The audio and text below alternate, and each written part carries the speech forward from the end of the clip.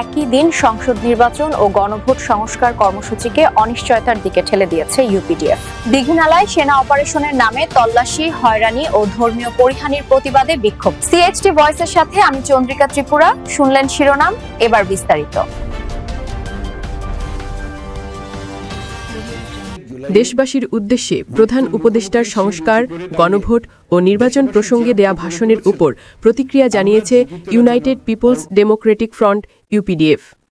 শুক্রবার প্রকাশিত এক বিবৃতিতে ইউপিডিএফের সহসভাপতি নূতন কুমার চাকমা বলেন, আগামী বছর ফেব্রুয়ারির মধ্যভাগে নির্বাচনের প্রতিশ্রুতি প্রশংসনীয় হলেও নির্বাচনের তফসিল ঘোষণার আগে সুষ্ঠু ও শান্তিপূর্ণ পরিবেশ তৈরির অঙ্গীকার না থাকা হতাশাজনক। তিনি অভিযোগ করেন, ইউপিডিএফ সহ বিরোধী রাজনৈতিক দলগুলোর উপর দমনপীড়ন এবং প্রচারণার সমান সুযোগ না থাকলে নির্বাচন তামাশায় পরিণত হবে।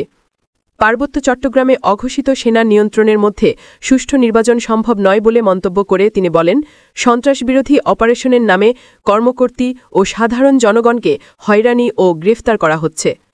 সংস্কার ও গণভোট বিষয়ে তিনি বলেন, একই দিনে গণভোট আয়োজন গণতান্ত্রিক সংস্কারকে অনিশ্চয়তার দিকে ঠেলে দিতে পারে।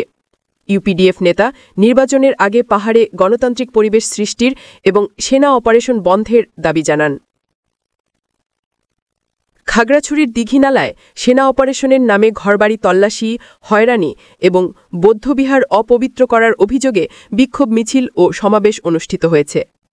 শুক্রবার সকাল 10টায় দীঘিনালার সচেতন ছাত্র, যুব, নারী সমাজের ব্যানারে পুকুরঘাট থেকে মিছিল শুরু হয়ে সুপারি বাগান চৌমুহিনীতে সমাবেশের মধ্য দিয়ে শেষ হয়।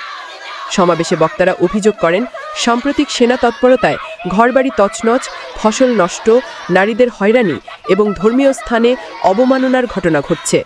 তারা বলেন, এসব কর্মকাণ্ড শান্তিপূর্ণ সহাবস্থান ও মৌলিক অধিকারের গুরুতর লঙ্ঘন। বক্তারা সেনা অপারেশনের নামে হয়রানি বন্ধ, দখলকৃত জায়গা ও শিক্ষা প্রতিষ্ঠানের নিয়ন্ত্রণ ফেরত দেয়া এবং ধর্মীয় পরিহানি বন্ধের দাবি জানান। অংশগ্রহণকারীরা শান্তিপূর্ণ সহাবস্থান নিশ্চিত করা এবং জনগণের অধিকার রক্ষার আহ্বান জানান।